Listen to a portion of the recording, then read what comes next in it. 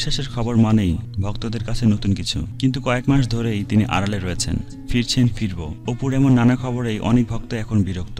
তবে তিনি নিজেকে গুছিয়ে ফিরতে চান। চলচ্চিত্র ফেরা নিয়ে জানতে চাইলে অপু বিশ্বাস মিডিয়া রিপোর্ট চ্যানেলটিকে বলেন, আমি নিজে একটু মুটিয়ে গিয়েছিলাম, মাঝে কোনো কাজ করিনি, তাই ভক্তদের সামনে নতুন একটি লুকে হাজির হতে চাই। এজন্য নিয়মিত ব্যায়াম করছি। আমি আর আড়ালে থাকতে চাই না। বাবুল বিশ্বাসের রাজনীতি ছবির কিছু অংশের কাজ বাকি আছে, খুব শীঘ্রই তা শেষ করব।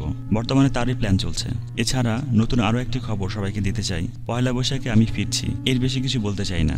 প্রায় 1 বছর নতুন কোনো ছবির জন্য ক্যামেরার সামনে দাঁড়াননি অপু। হয়তো এই কারণেই শাকিব খান ভেক্টরস ফিল্মের সাথে আরও বেশ কিছু নতুন ছবিতে অভিনয় করার জন্য চুক্তিবদ্ধ হয়েছেন। ভারতের নায়িকার বিপরীতে জুটিও বেঁধেছেন। এরই মধ্যে একটি নতুন ছবিতে কাজও শুরু করে দিয়েছেন। অপু বিশ্বাস এই প্রসঙ্গে বলেন, আমি ও শাকিব এক টানা বেশ কিছু সুপারহিট ছবি দর্শকদের উপহার দিয়েছি। মাঝে আমি আড়াল হওয়ার কারণে হয়তো শাকিব কলকাতায় চুক্তিবদ্ধ হয়েছেন। আমি ইন্ডাস্ট্রিতে থাকলে হয়তো এমনটি হতো না। অপু বিশ্বাস শাকিবের বিপরীতে আব্দুল মান্নানের পাঙ্কু জামাই, কামাল কায়সারের মা ছবিগুলোর কাজ শেষ করেন। এসব ছবির মধ্যে রাজনীতি এইবার রোজার ঈদে মুক্তি পাওয়ার সম্ভাবনা রয়েছে।